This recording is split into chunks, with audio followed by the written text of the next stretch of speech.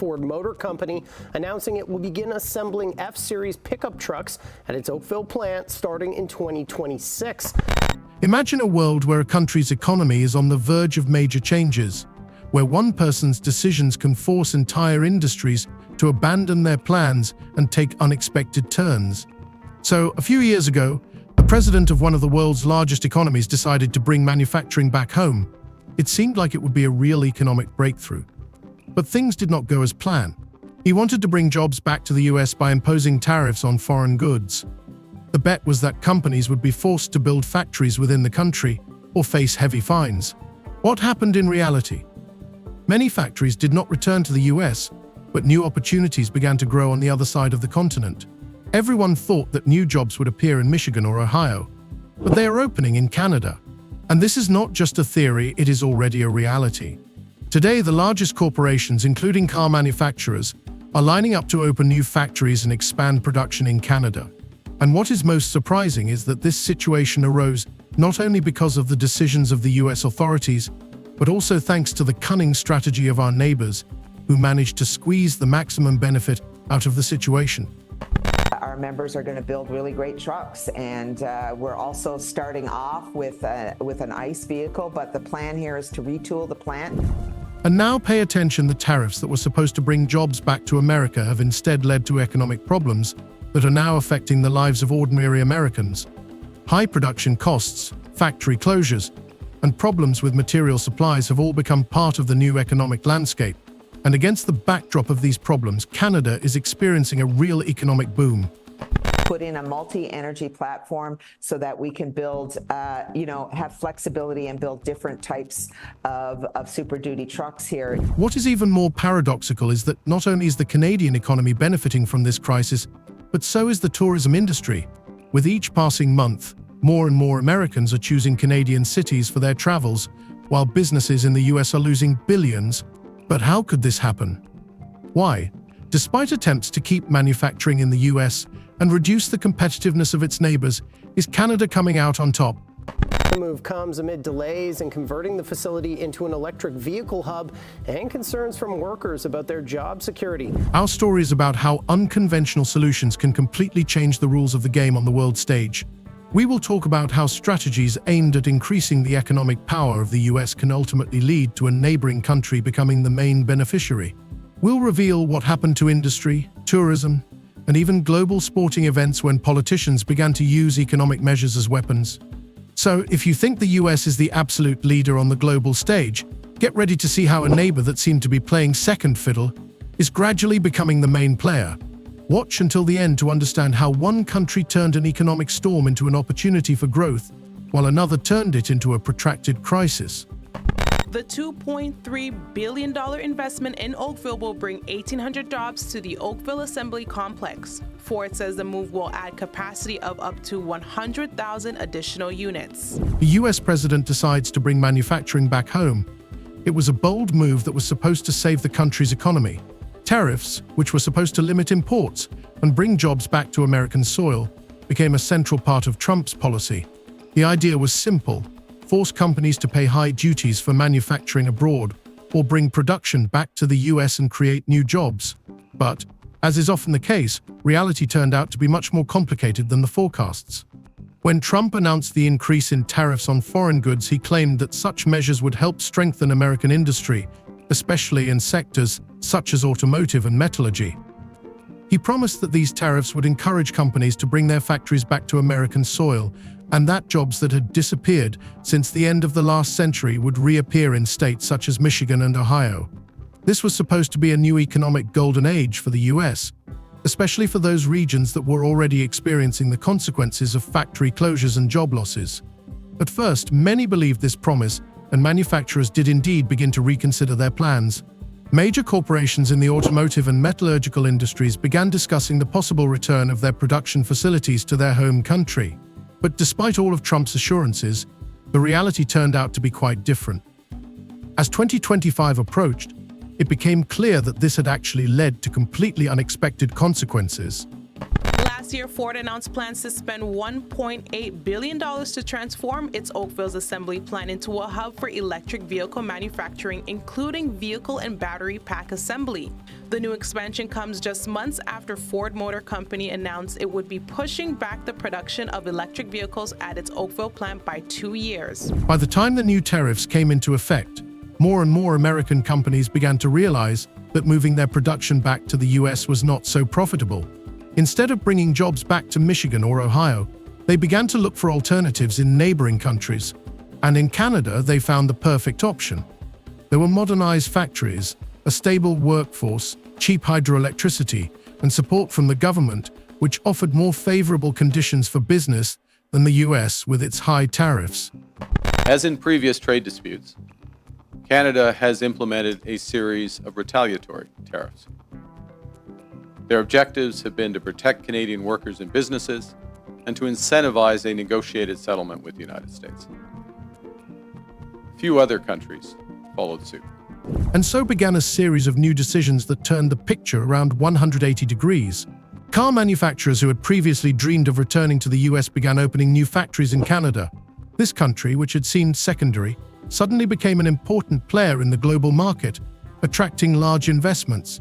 The new wave of factories that began to appear in Canada gave impetus to economic growth in the country and, most surprisingly, created new jobs that were lacking in America. One of the most notable examples that clearly illustrates this shift is the decision by one of the largest car manufacturers to start producing its pickup trucks in Canada. Although it was originally planned to move production to the US, higher tariffs and rising labor costs in the States changed the situation. In 2024, even before the new tariffs were introduced, the company decided to invest more than $3 billion in modernizing its Canadian plant.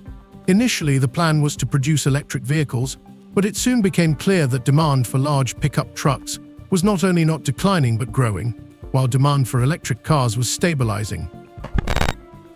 Those trade deals with other countries also have limited or no relief from those sectoral tariffs in those strategic industries such as steel and autos.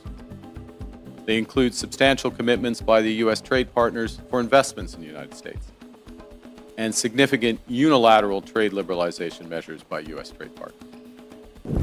The company began modernizing its Canadian plants and soon announced the production of the largest and most powerful pickup models would begin in Canada in 2026.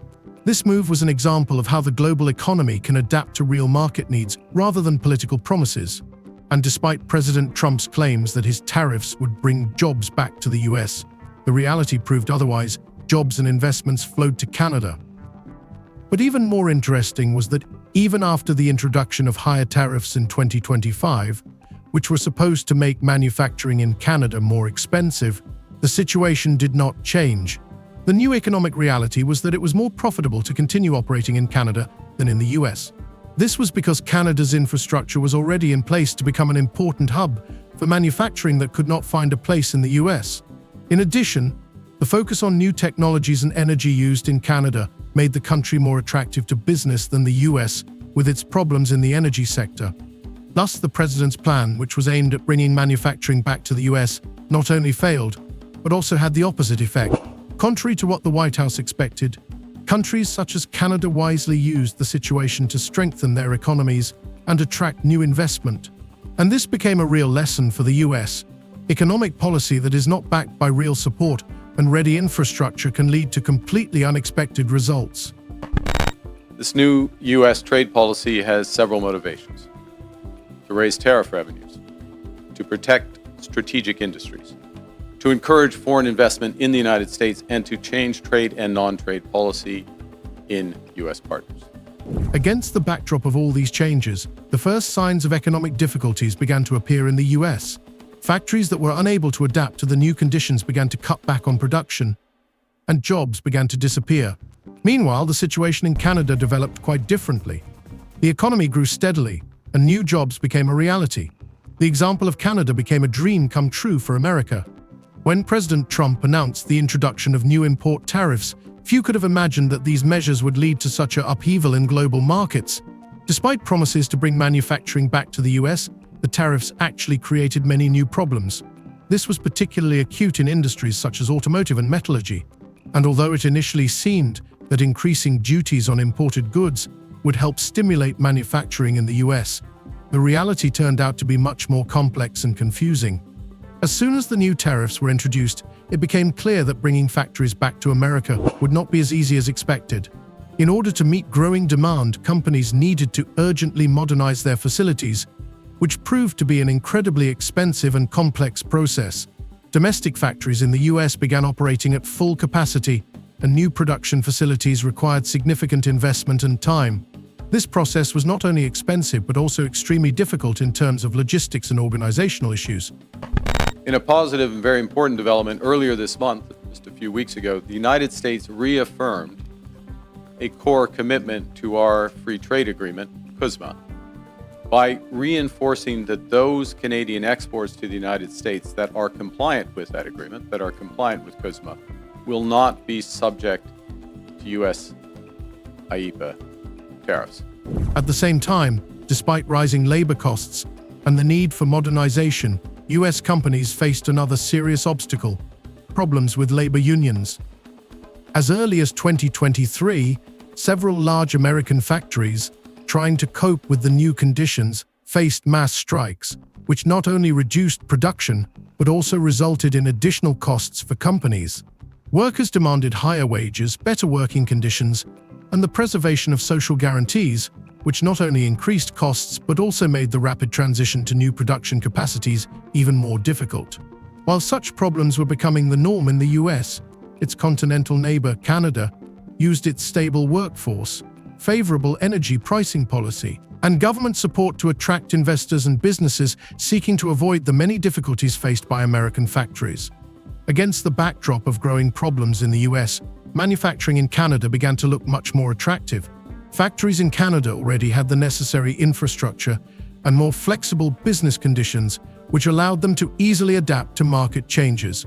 At the same time, the availability of cheap and environmentally friendly energy sources was an important factor. Canadian companies continued to use hydroelectric power plants, which allowed them to avoid large energy costs, while American companies, faced with rising energy prices, were forced to look for alternatives. In 2025, the cost of electricity at American factories rose by 25% due to the introduction of new environmental standards and a lack of domestic generation, while Canadian companies continued to operate using cheap hydroelectric power, which gave them a clear advantage in terms of production costs. Those were quickly followed by reciprocal tariffs on every U.S. trade partner and very high sectoral tariffs applied globally on strategic industries, including steel, aluminum, autos, and copper. One striking example of how the Canadian economy is benefiting from the new conditions is the decision by several major car manufacturers to expand their production in Canada despite the high tariffs. Companies that previously viewed the US as the main market for new factories have begun to build new production lines en masse in Canadian provinces. The reason for this was the high tariffs on metal and aluminum imposed by the US, as well as high labor costs and problems with trade unions. These additional costs, coupled with high raw material prices, made the US a less attractive place for large investments. And, as is often the case, businesses are always looking for more favorable conditions, even if it means crossing the border. Canadian factories, in turn, had the advantage of more stable and predictable production conditions, as well as supportive government policies aimed at maintaining economic stability and creating new jobs. In 2025, the Canadian government allocated additional subsidies to companies that opened new factories, making these investments even more profitable. As a result, companies that had previously invested in the US but faced high costs and political instability found it easier to continue their expansion in Canada. The United States has also imposed substantial trade actions on the Canadian lumber industry. Now, in recent weeks, the United States has agreed a series of trade deals with a variety of countries. And these deals have several aspects in common. First, baseline tariffs that cover a broad range of goods and services that are substantially higher than those U.S. tariffs that existed before. While Canada saw growth in production and new jobs, the situation in the US developed quite differently. Tariffs, which were supposed to stimulate the growth of American manufacturing, ultimately only increased the cost of cars and other goods produced domestically. The process of expanding factories was extremely slow, and the increase in costs only added to the economic difficulties. In 2025, car manufacturers announced that a 50% increase in the cost of steel and aluminum had led to a $5,000 increase in the price of American cars. These additional costs inevitably reduced the competitiveness of American goods on world markets. While American factories were facing problems, Canadian factories were not only increasing their production, but also becoming major exporters of products to the US. Moreover, in 2025, American automakers were forced to cut production at their US factories, which directly affected jobs. The situation with component supplies also became increasingly difficult, and the cost of raw materials continued to rise. Expectations that tariffs would help bring jobs back to the US did not materialize, and instead, America faced new economic problems. At the same time, Canada managed not only to maintain stability, but also to significantly strengthen its position in the market. The country's success was not only due to its successful adaptation to the new conditions, but also to its ability to take advantage of its neighbors' weaknesses and problems to attract additional investment. While the US was trying to cope with the consequences of its tariff policy, Canada was expanding its influence in industry, creating new jobs and attracting investment. As a result of these developments, the breadth and the depth of the changes in U.S. trade policy have become more fully apparent. Interestingly, even against the backdrop of rising metal tariffs, Canada continued to benefit. Although tariffs on Canadian goods in the US increased in 2025, this move did not affect the country's economy in the long term. On the contrary, the Canadian economy showed growth, as evidenced by new investment inflows and the creation of new jobs in industry and construction. Canada was able to maintain its position and, moreover, strengthen it by continuing to keep tariffs low on most exported goods. Against the backdrop of growing economic problems facing the US, an interesting and even paradoxical turn of events took place. Despite the efforts of the American administration to bring manufacturing back home through tariff policy, the reality proved to be much more complicated. Instead of American factories starting to take on workers en masse, the situation turned out to be exactly the opposite. Canadian companies found themselves in a more advantageous position than their American competitors. Instead of weathering the economic storm, as Trump had planned, Canada was able to calmly adapt and even benefit from the increase in tariffs imposed on its goods. And to these ends, the United States has announced a series of trade actions. Those began near the start of this year with the so-called IEEPA tariffs against Canada and Mexico based on U.S. concerns about the border and fentanyl trafficking. Instead of panicking about the consequences of American economic measures, Canada began to use its strategy of patience. Although the country faced an increase in metal tariffs, these measures did not cause serious damage. In fact, thanks to the stability of its domestic economy, reduced dependence on the US, and sensible domestic market policies, Canada quickly adapted to the new conditions. Unlike the US, where industry was literally swallowed up by rising costs, Canada managed to maintain its attractiveness to foreign investors. Not only were subsidies for local producers maintained, but the development of new technologies and the introduction of innovations in various industries were also actively encouraged. In fact, the average U.S. tariff rate on the world has jumped from just over 2% at the end of last year to almost 16%, 8 times higher. 16% currently.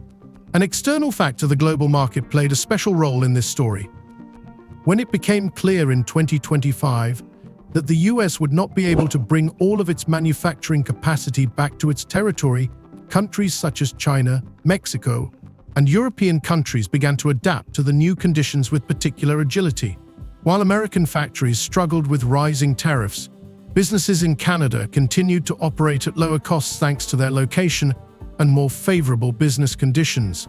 Canadian companies began to increase production and expand their export capabilities by entering into new lucrative agreements with other countries. Specifically, under the new U.S. approach, countries must now buy access to the world's largest economy through a combination of tariffs, investments, unilateral trade liberalization, and policy changes in their home markets. Many began to wonder why, despite such ambitious plans by the US, is Canada emerging victorious.